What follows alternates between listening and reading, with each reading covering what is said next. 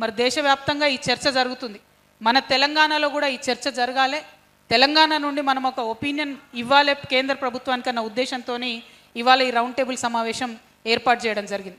ప్రత్యేకించి మన తెలంగాణలో ఉన్నటువంటి అన్ని కులాలు, ఆ కులాల కింద ఉండే ఉపకులాలు, వాటి డేటా అంతా తీసుకొని తెలంగాణ జాగృతి నుండి మేము కేంద్ర ప్రభుత్వానికి ఒక రిపోర్ట్ పంపాలనే ఉద్దేశంతో ఉన్నాము. అందులో మీ అందరి మద్దతును కూడా నేను కోరుతా ఉన్నాను.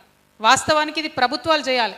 కాంగ్రెస్ ప్రభుత్వం ఇనిషియేటివ్ తీసుకొని మా దగ్గర ఉన్న కమ్యూనిటీస్ ఇవి, వీటి కింద ఉన్నటువంటి సబ్ కాస్ట్లు ఇవి, మరి ఈ డీటెయిల్స్ అన్నీ కూడా మీరు ఇవ్వండి అని కేంద్రానికి ఇవ్వాల్సినటువంటి అవసరం ఉంది.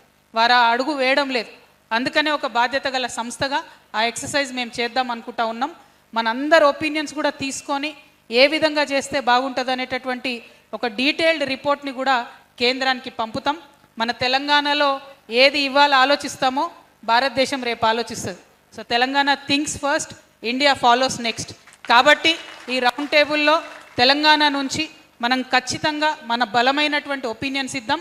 వైరుధ్యమైనటువంటి ఒపీనియన్స్ కూడా ఉంటాయి, అన్నీ విందాం, అన్నీ క్రోడీకరించి కేంద్ర ప్రభుత్వానికి ఇద్దాం. హక్కుల్ని సాధించుకోవడానికి ప్రయత్నం చేద్దాం. భారతదేశ వ్యాప్తంగా జనగణన అనేటటువంటిది ఒక ఎక్సర్సైజ్ జరుగుతూ ఉంది. కులగణన అనేటటువంటి ఎక్సర్సైజ్ జరుగుతుంది.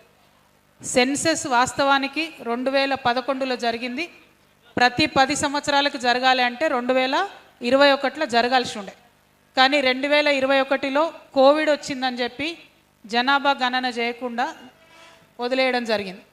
ఆ తర్వాత సందర్భంలో ఇవాళ భారతదేశ వ్యాప్తంగా జరుగుతున్నటువంటి చర్చలో భాగంగా బీసీలకు సంబంధించి గణన కావాలనేటటువంటి డిమాండ్ అన్ని రాష్ట్రాల్లో కూడా వస్తున్నటువంటి సందర్భంలో మరి కేంద్ర ప్రభుత్వం కూడా మేము కులగణన చేస్తామని చెప్పి చెప్పడం జరిగింది. వారు కులగణన చేస్తామని చెప్పగానే అందరం కూడా వాస్తవానికి ఆశ్చర్యపోయినాం. ఎట్లా బుద్ధి వచ్చింది ఇట్లా వీళ్ళకు సడన్గా కులగణన ఎట్లా చేస్తా అన్నారని.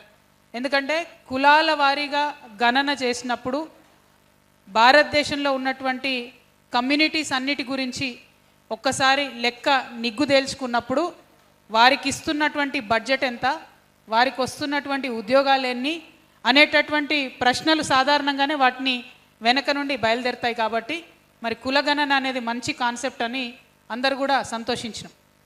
ఎప్పుడైతే కులగణన డాక్యుమెంట్ బయటకిచ్చారో, సెన్సస్ డాక్యుమెంట్ బయటకిచ్చారో, ఆ సెన్సస్ డాక్యుమెంట్లో కంప్లీట్గా భారతీయ జనతా పార్టీ భారత ప్రజలను మోసం చేస్తుందన్న విషయం స్పష్టంగా అర్థమైంది.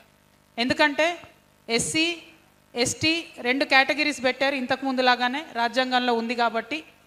కానీ ఏదైతే ఓబీసీ అనే కేటగిరీ పెడతామని చెప్పారో అది పెట్టకుండా డైరెక్ట్గా కులము అనేటటువంటిది ఇంక్లూడ్ చేశారు.